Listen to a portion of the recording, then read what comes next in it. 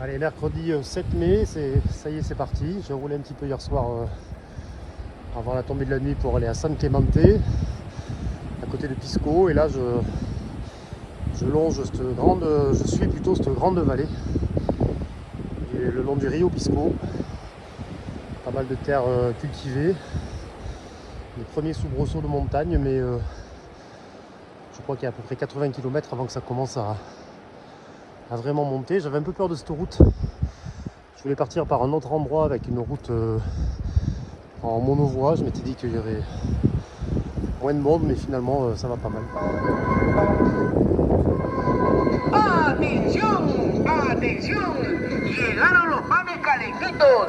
Acérquese, que aquí estamos vendiendo los panes calentitos. Acérquese a la bomba.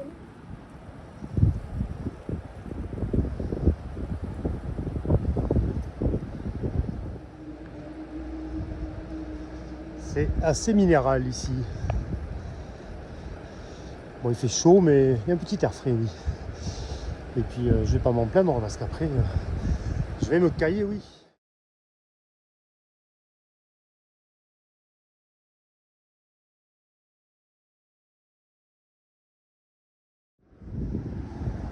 Un péage ici. Au pied de la montée. C'est sûr que ces routes de montagne doivent coûter cher en entretien. Salut!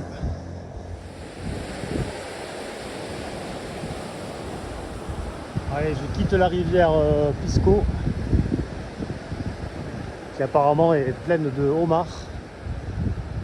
Pleine oui et non, parce qu'il y a des panneaux un peu partout en disant qu'il faut arrêter de la pêche sauvage. Et en même temps, il y a des restaurants de homards tout le long de la route. Et alors, bon, lui, je suis assez content qu'il soit attaché.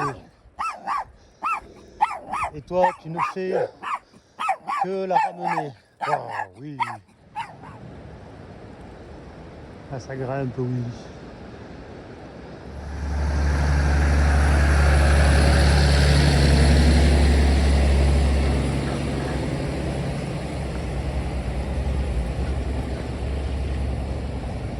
Si j'étais feignant, je pourrais m'accrocher, oui. J'ai jamais osé le faire, ça. Ça se fait pas mal quand même. La première épingle depuis le Pacifique, à 100 km, 2200 mètres d'altitude. La deuxième épingle du voyage. Non, mais je vais pas toutes les filmer, hein. Pas mal de petits mémorials comme ça tout le long de cette route. Ça y est, c'est vert. Les eucalyptus 2005-2006 là.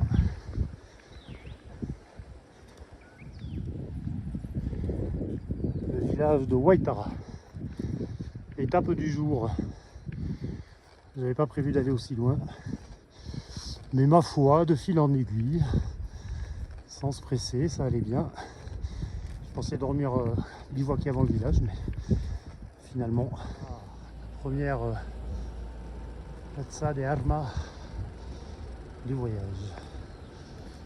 Toujours sympa ces petites places centrales.